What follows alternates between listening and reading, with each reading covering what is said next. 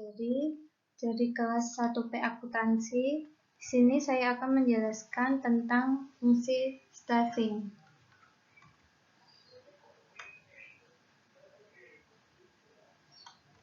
Dan memenuhi kebutuhan tenaga kerja manusia dalam suatu organisasi.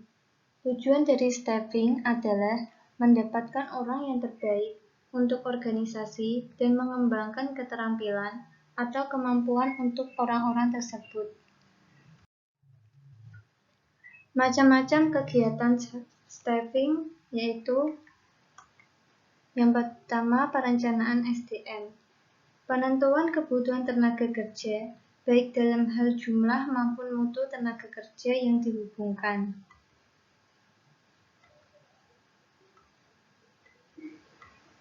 Yang kedua, penarikan atau rekrutmen. Penentuan sumber-sumber tenaga kerja yang akan ditarik. Yang ketiga, seleksi. Mengadakan seleksi terhadap para pelamar. Yang keempat, pengenalan dan orientasi. Melatih tenaga kerja agar memiliki tingkat keterampilan yang diinginkan. Yang kelima, pemberian balas jasa dan penghargaan. Pemberian balas jasa yang layak kepada tenaga kerja. Yang keenam, pengembangan karir. Memajukan atau mengembangkan tenaga kerja dengan memberikan kenaikan pangkat dan lain-lain. Yang ketujuh, memanfaatkan tenaga kerja yang ada dalam organisasi sebaik mungkin. Perencanaan SDM. Ada 4 langkah pokok perencanaan SDM, yaitu yang pertama, untuk kebutuhan masa depan, yang kedua, untuk keseimbangan masa depan, yang ketiga, untuk pengadaan, seleksi, dan pemberhentian, yang keempat, untuk pengembangan. Untuk menyelesaikan langkah-langkah ini, harus dipertimbangkan 2 faktor, yaitu yang pertama, rencana strategi dasar organisasi, beserta tujuan-tujuan, serta taktik untuk membuat. Yang kedua, perubahan lingkungan. Macam-macam kebutuhan tenaga kerja dalam organisasi. A. Kebutuhan akan tenaga kerja staf atau manajerial. Cara menentukan jumlah kebutuhan akan tenaga kerja staf yaitu dengan meneliti kebutuhan melalui analisa organisasi. Menentukan kebutuhan akan mutu tenaga staf dengan analisa atau melihat pada persyaratan jabatan. Yang B.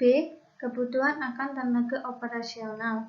Cara menentukan kebutuhan akan jumlah tenaga operasional dengan menganalisa volume kerja dibandingkan dengan kemampuan kerja setiap tenaga kerja.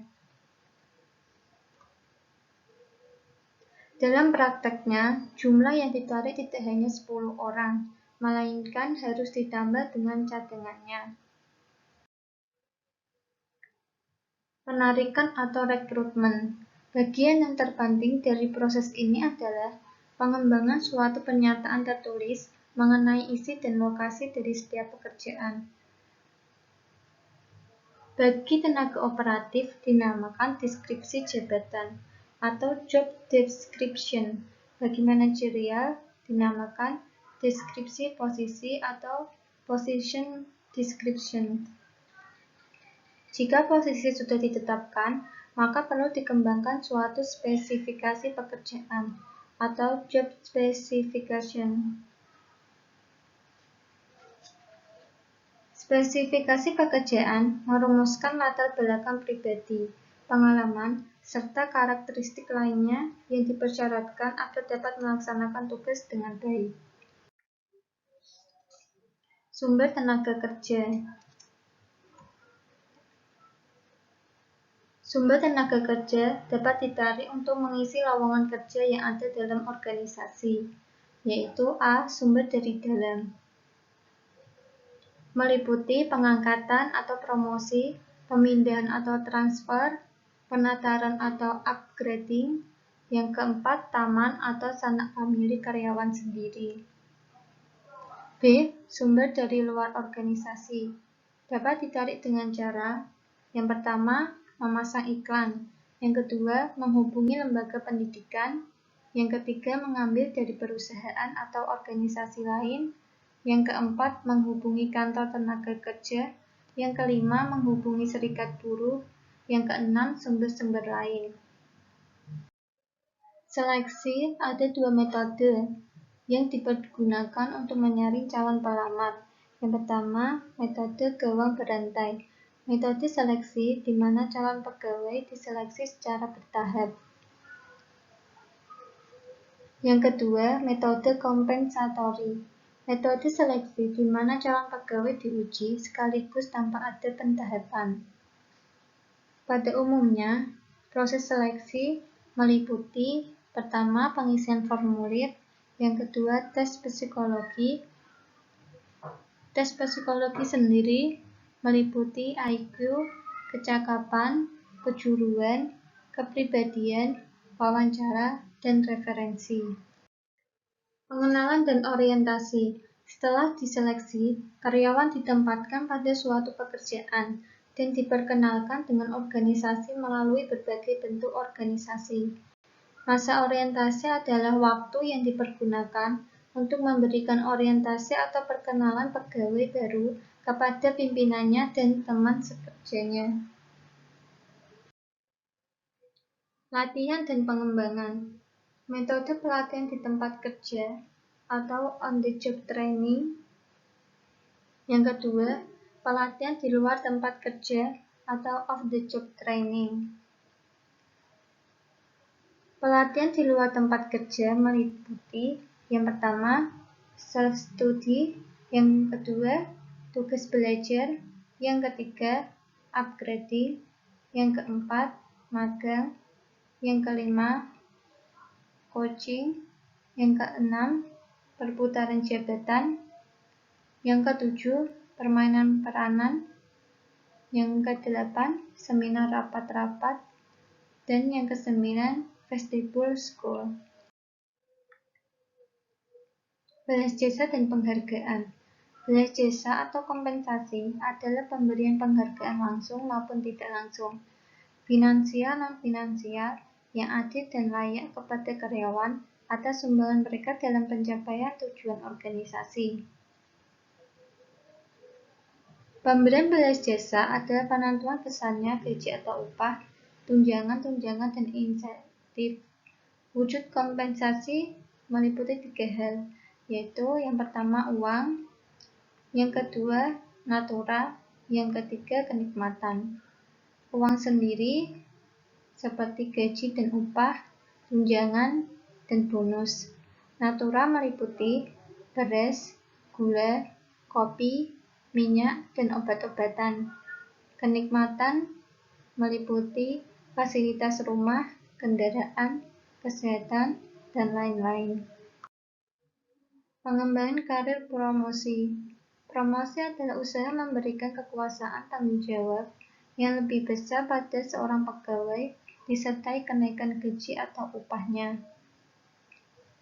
Tujuan promosi yaitu yang pertama untuk mengisi jabatan yang kosong, yang kedua untuk memotivasi pegawai agar mampu meningkatkan prestasinya lebih tinggi. Selain tujuan promosi, ada juga syarat-syaratnya, yaitu yang pertama ada formasi, yang kedua yang bersangkutan cakap atau berprestasi menonjol. Selain syarat dan tujuan promosi, ada prinsip promosi.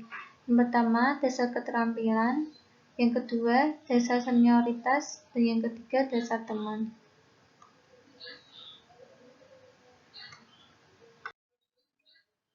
Transfer atau pemindahan pegawai adalah usaha untuk meningkatkan kembali pegawai pada jabatan yang paling sesuai dengan latar belakang pribadi pegawai yang bersangkutan.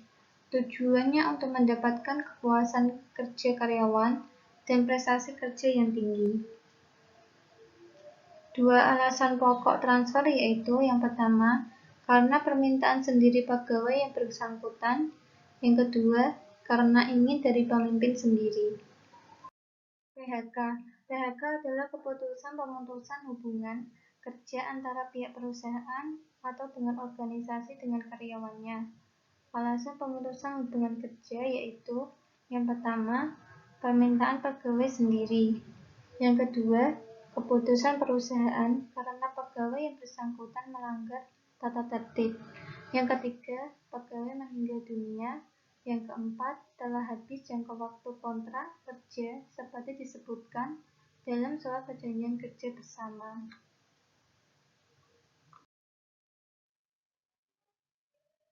Tujuan pensiun yaitu yang pertama, untuk mengadakan peremajaan pegawai sehingga prestasi kerja tetap tinggi. Yang kedua, pegawai menderita cacat yang tidak memungkinkan untuk bisa bekerja dengan normal. Yang ketiga, pegawai yang bersangkutan sudah berusia lanjut sehingga prestasi kerjanya sudah menurun. Yang keempat, posisi akan diganti oleh pegawai yang lebih bermanfaat. Ada kata yang salah, saya minta maaf. Wassalamualaikum warahmatullahi wabarakatuh.